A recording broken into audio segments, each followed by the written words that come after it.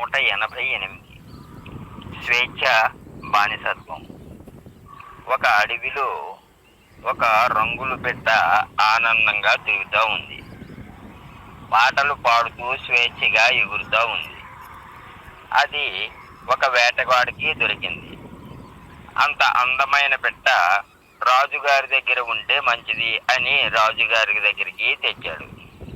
రాజుగారు ఆ పెట్టను చూసి ఎంతో ఆనందించి ఆ వేటగాడికి ఎక్కువ డబ్బులు ఇచ్చాడు. ఆ రంగుల పెట్ట కోసం అందమైన ఖరీదైన వజ్రాల పంజరం తయారు చేయించాడు. కానీ ఆ పెట్ట స్వేచ్ఛగా ఆకాశంలో ఎగిరేటటువంటిది, స్వేచ్ఛగా గానం చేసేటటువంటిది. దాని స్వేచ్ఛ ముందు పంజరం బంగారందైనా వజ్రాలదైనా లెక్కలేనిది. రాజు ఆ పెట్టను పంజరంలో పెట్టాడు. రకరకాల గింజల్ని పళ్ళని దానికి ఆహారంగా పెట్టాడు. కానీ ఆ నిర్బంధానికి అవి దానికి ఇష్టపడలేదు. ఒకరోజు ఉదయం పూట దారిలో వెళుతూ ఒక సన్యాసి పాడే పాట పక్షి వింది. ఆ పాటకు అర్థం ఏమిటి అంటే, ఎవరు స్వేచ్ఛని అందుకోవాలి అని అనుకుంటారో వాళ్ళకి ఒకటే మార్గం, అది సత్యం పలకడం. ఎవరికి స్వాతంత్ర్యం కావాలో వాళ్లకు ఒకటే మార్గం, అది సత్యం. సత్యం అంటే ఏది కనిపిస్తూ ఉందో అదే సత్యం. సత్యం అంటే ఏది కనిపిస్తుందో అదే సత్యం. ఉన్నదాన్ని ఉన్నట్లు చూడాలి, చూసిన దాన్ని యథాతథంగా చెప్పాలి. అట్లాగే జీవించడానికి ప్రయత్నం చేయాలి. సన్యాసి పాటను జనం విన్నారో లేదో కానీ ఆ భిక్ష మాత్రం విన్నది. దాని అర్థం గ్రహించింది. దాని దగ్గర ఆకాశంలో స్వేచ్ఛగా ఎగిరిన అనుభవం ఉంది. మనుషులకు ఆ అనుభవం లేదు. కానీ మనుషులు ఎవరికి రెక్కలు లేవు. ఆ సంగతి వాళ్లకు తెలియదు.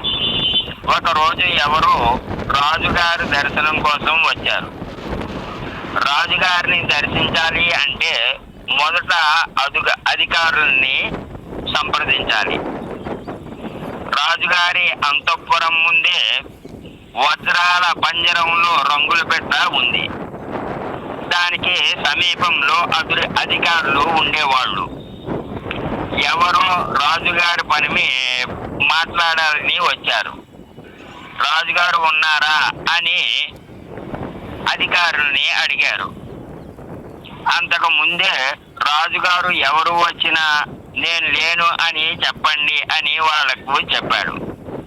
అందువలన అధికారులు వచ్చిన వాళ్ళతో రాజుగారు లేరు, ఏదో పని మీద బయటకు వెళ్ళారు అని చెప్పారు. వాళ్ళు తిరిగి వెనక్కి వెళ్ళబోయారు.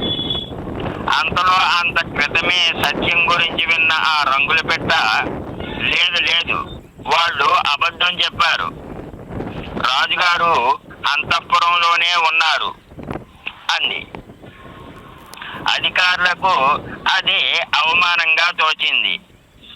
వెంటనే రాజుగారి దగ్గరికి వెళ్ళి జరిగింది చెప్పారు. రాజుగారికి రంగుల పెట్ట మీద పట్టరాని కోపం వచ్చింది. నిజానికి దాన్ని చంపినా ఆయనను అడ్డగించేవాడు లేడు. కాయన దాన్ని ఆయన చంపలేదు.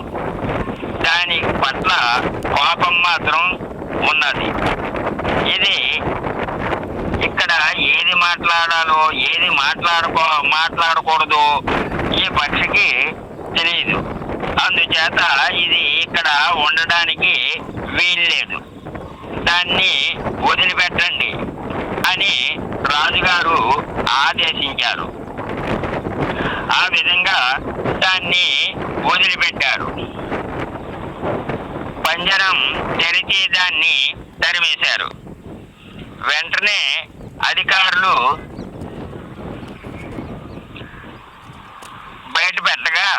ఎన్నో ఏళ్ల తరువాత పక్షి స్వేచ్ఛగా ఆకాశంలోకి ఎగిరింది, పల్టీలు కొట్టింది, ఆనందంతో పాటలు పాడుతూ గంతులేసింది. చాలాసేపు ఆకాశంలో గిరిటీలు కొట్టి ఒక చెట్టు మీద వాలింది. ఎప్పటి నుంచో పక్షి పంజరం నుంచి బయటికి వచ్చింది. మొదలు అది ఆకాశంలో తిరిగేసేపు గమనిస్తూ ఉన్న ఒక రామచిలుక, నీకు ఏమైనా పిచ్చా? స్వర్గాన్ని వదిలి తిరిగి నరకంలోకి వచ్చావు, సుఖాన్ని వదిలి దుఃఖంలోకి వచ్చావు. నువ్వు వదులుకున్నది ఏమిటో తెలుసా? నువ్వు వజ్ర పంజరాన్ని వదులుకున్నావు. ప్రతిరోజు నిత్యం పళ్ళు పలహారాలు నీ కాళ్ళ దగ్గరకు వచ్చేవి. వాటిని అన్నిటినీ వదిలిపెట్టి పిచ్చిదానిలా వచ్చేసావు.